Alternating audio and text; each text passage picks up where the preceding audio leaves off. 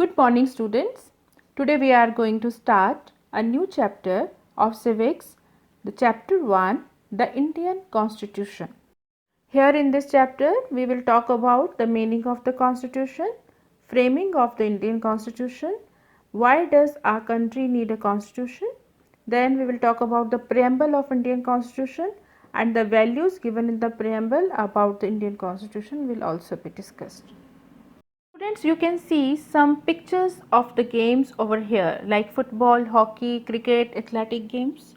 Let us start with the football, a game many of you have probably heard of or even played. As the name suggests, this is a game that involves the player's feet. According to the rules of the football, if the ball touches the arm of any player, then this is considered a foul. So if the players start holding the football in their hands and passing it around, then they are not playing football anymore. Similarly, other games such as hockey or cricket also have rules according to which they are played. Each of these rules helps define the game and helps us distinguish one game from another.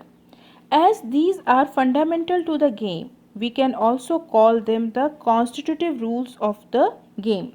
Like these games, a society also has constitutive rules that make it what it is and differentiate it from other kinds of societies. In large societies in which different communities of people live together, these rules are formulated through consensus. And in modern countries, this consensus is usually available in written form. A written document in which we find such rules is called a constitution. What is a constitution? Constitution is a set of rules and regulations according to which a country is governed. The constitution lays down the basic structure of the government under which its people are to be governed. The constitution is superior to all the laws of the country. Every law enacted by the government machinery has to be in conformity with the constitution. Students, all of you know that most countries in the world have a constitution. While all democratic countries are likely to have a constitution, it is not necessary that all countries that have a constitution are democratic.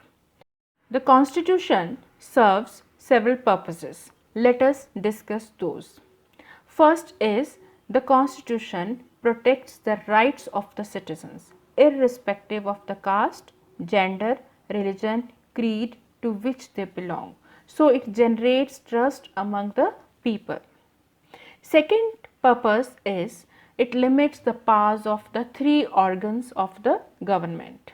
You know which are the three organs of the government. One is legislature, second is executive and third is judiciary. So constitution limits the powers of the three organs of the government. At the same time, it also restricts the abuse of the power by those who conduct governmental function. Third purpose is it specifies how the government will be formed and who will have the power to take different kinds of decisions. Fourth purpose is constitution makes special provisions to protect the interest of the minority community in the country. It also ensures that a dominant group does not use its power against other less powerful groups. Fifth purpose, it guarantees certain fundamental rights to the citizens so that citizens can protect themselves against any misuse or abuse of power by the government. Along with rights, it also defines the duties of the citizens. The last purpose we are going to discuss, that is the Constitution of India lays down the national goals which form the basic foundation on which the country rests upon. For example, our constitution has laid emphasis on democracy, socialism, secularism, republic, equality, fraternity, etc. Students, you must be thinking about the drafting of the Indian Constitution. Indian Constitution was drafted by an assembly of elected representatives called the Constituent Assembly. Elections to the Constituent Assembly were held in July 1946. Its first meeting was held in December 1946.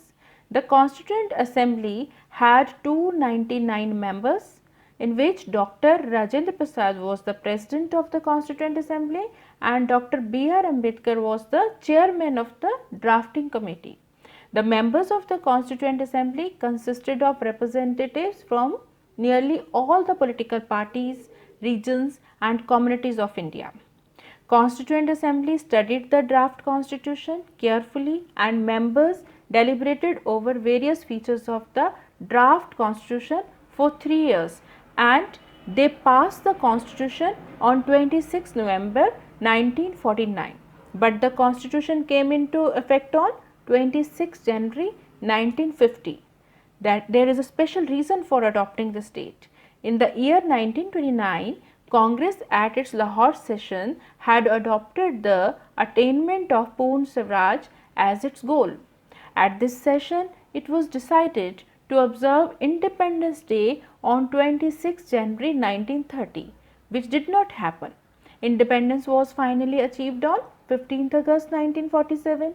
To maintain the historic significance of the day, it was decided to postpone the adoption of the Constitution by 2 months and thus was adopted on the same historic day of 26 January. Therefore, we celebrate 26 January as Republic Day every year. Students, you know the Constitution of India is the world's biggest constitution. When it was brought into effect, it had 395 articles in 22 parts and 8 schedules. In 2012, the Indian Constitution had 25 parts with 450 articles and 12 schedules. The Constitution begins with a short statement of its basic ideas and values. It is called the preamble to the Constitution. It contains the philosophy on which the entire Constitution has been built. The preamble starts with "We, the people of India, do hereby adopt." It means that the Constitution is prepared and accepted by the people of India. It draws its authority from the people. Now, let us try to understand the significant features of our preamble. First is sovereign. It means that India as a nation is independent and not subject to control by an external authority. It is independent to take decisions on internal and external matters. Socialist. It means free from all forms of exploitation. It means to eliminate inequality in income and standard of living. Secular. It means all religions are treated equally. State does not have a religion of its own. People have the freedom to follow, practice and preach their religion. Democratic. India is a democratic nation. Government is run by the representatives of the people. Republic. In India, there is no hereditary ruler and the head of the state is elected by the people for a fixed term. He is called the president. Justice. In the eyes of law, everyone is equal.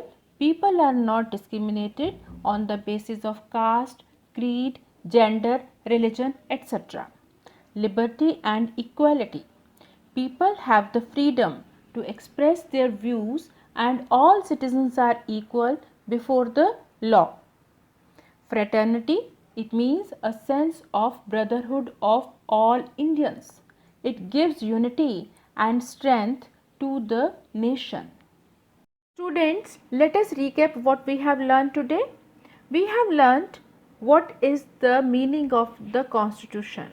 Constitution of a country is a document which lays down certain basic rules that citizens and the government have to follow. There are many purposes served by the Indian Constitution. Indian Constitution was drafted by an assembly of elected representatives called Constituent Assembly. Indian Constitution was passed on 26 November 1949 and came into force on 26 January 1950. Preamble is the introduction to the Constitution of India. Sovereign, socialist, secularism, democracy, republic, justice, liberty, equality, fraternity are the values of Indian Constitution. Students, I am fully sure you have understood today's topic very clearly and you are going to solve the worksheet which is being sent to you along with this video. Thank you so much students. Have a good day.